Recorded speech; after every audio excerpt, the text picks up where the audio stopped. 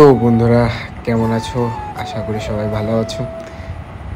আজকে আমরা যাচ্ছি গুলিস্তানে। এই গুলিস্তানে মানুষ কি করতে যায়? গুলিস্তানে মানুষ সস্তায় সস্তায় জিনিসপত্র কিনতে যায়, তাই করতেই নেমে গেছি বাস থেকে। তারপর আশপাশ ঘোরাঘুরি শুরু। জুতা, স্যান্ডেল কি আছে সব ঘুরে ঘুরে দেখতেছি, কমে কি পাওয়া যায়। আমার মতো গরিবরা এইখান ছাড়া কোনো জায়গা নেই। তারপর জ্যাম দেখা শুরু।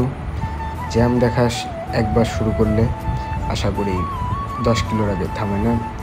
ঢাকা শহরে আর কিছু কমন পাই বা না পাই, জ্যামটা আমি কমন পাবই।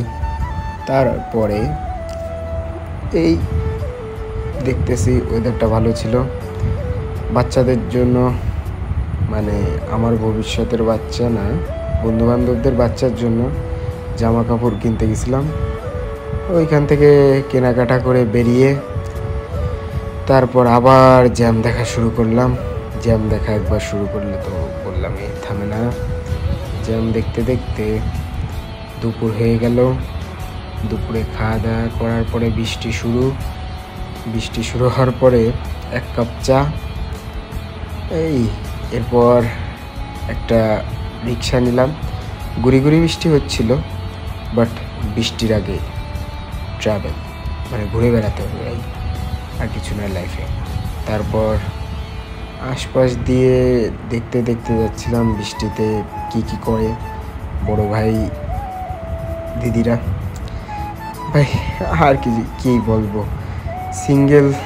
সিঙ্গেলদের জন্য আর কি ঢাকা না ভাই, ঢাকার এই উপর থেকে আমি দেখতেছি যে কাপলরা কীভাবে বৃষ্টি বিলাস করে, যা মানুষের ড্রিম, আমার নিজের পার্সোনাল ড্রিম। বৃষ্টি বিলাস করার জন্য এরা মেয়ের অভাব পায় না, আর আমাদের এইখানে মেয়ের অভাব, কি আর বলবো। এইভাবে দেখতে দেখতে সন্ধ্যা হয়ে গেল। কেনাকাটা করছি জানি না, বাট ওয়েদারটা সেরা ছিল, সেরা ব্রো। তারপর চলে গেলাম বাস স্ট্যান্ডে, রওনা দেওয়ার পালা শেষ। ফালতু একটা ব্লগ বানাইলাম টাইম পাস করার জন্য, কি আর বলবো। তো জানি ভালো হয়নি, তো বাই।